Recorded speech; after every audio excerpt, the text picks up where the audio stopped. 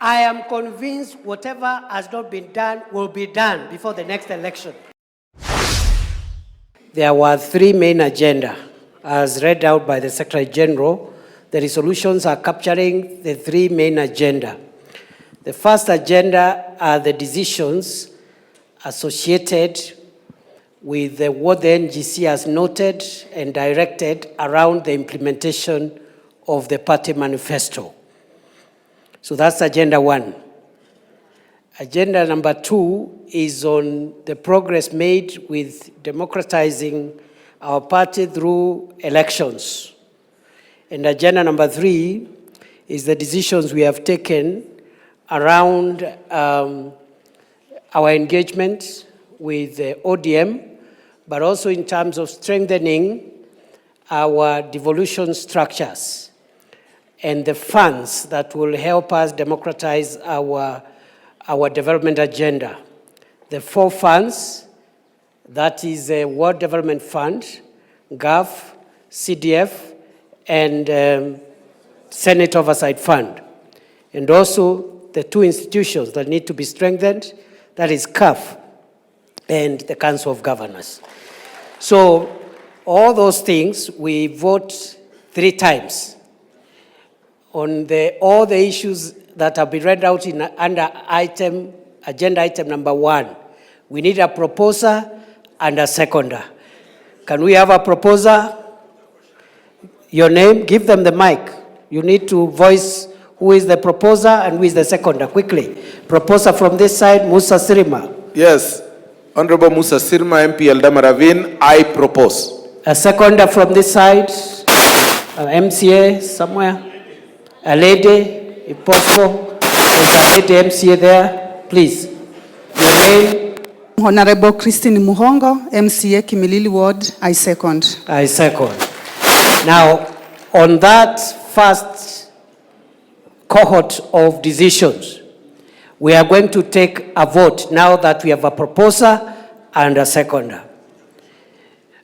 Should I put the question? Yes. I put the question? Yes. I put the question, which is that the UDA National Governing Council directs, notes, and decides regarding the implementation of the UDA manifesto so far and the road ahead in the manner in which the Secretary General has read.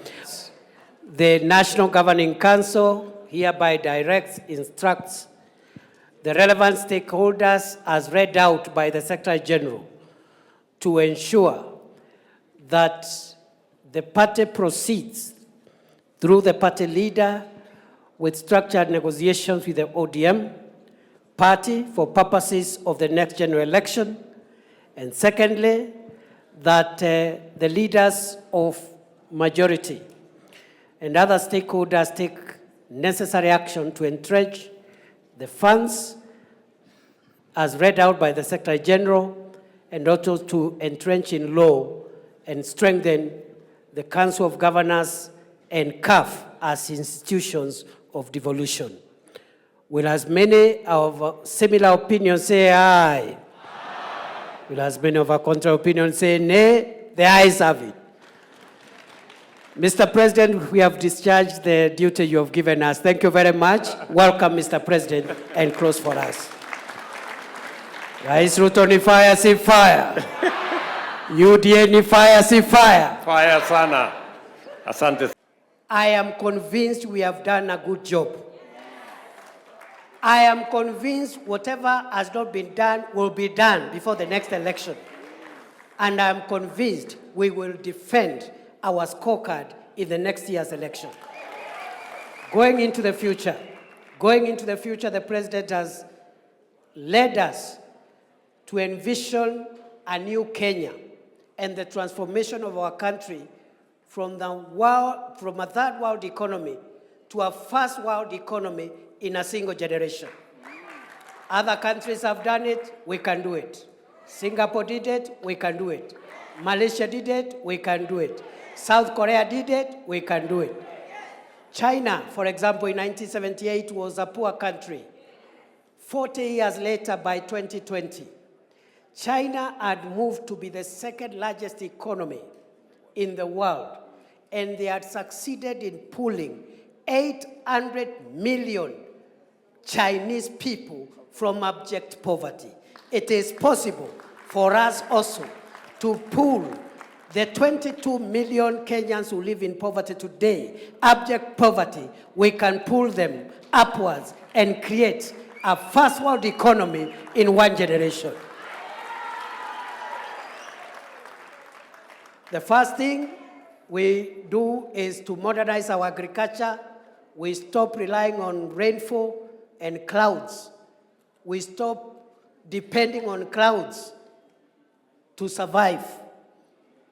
And the president has said we need water harvesting. That's how you transform and modernize agriculture. 50 mega dams, 200 mini dams, and over 1,000 smaller dams. The 200 are the mid-sized dams, and the smaller dams are over 1,050 mega dams. The size of Dwake, those big dams like High Grand Falls and others. Then we harvest water, transform our agriculture, add value, and make sure that we create wealth and create jobs in the agricultural sector, but water is critical. Number two, we need to increase our power so that we can have enough energy for our industries. We are now at 3,000 megawatts.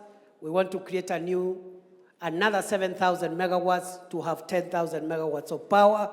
And finally, we will need also to be able to move forward, have enough resources to do modern infrastructure, roads, railway, seaports, and also airports. That's why we must build a new airport, and the president is already seized of the matter, and I know in the next 1-2 months, we'll break ground and build a new airport. That is why the president in 2 months will be launching the extension of the railway line from Naivasha, through Narok, through Bomet, through Nyamira, through Kisumu, into Malaba, and into Uganda. That is why, after we do Rironi Mau Summit, the president will lead us again to extend that road in 2 ways. One way through Eldoret to Bungoma and Malaba, another way through Kericho, Kisumu, into Malaba. Rais ni fire, si fire. That is why we are modernizing the Kenya Ports Authority in Mombasa. I've spoken to KPA this morning. Soon the president will go there to groundbreak for a modernization program for Mombasa Port. And we are going to get 41 billion shillings through innovative funding models to modernize the Port of Mombasa.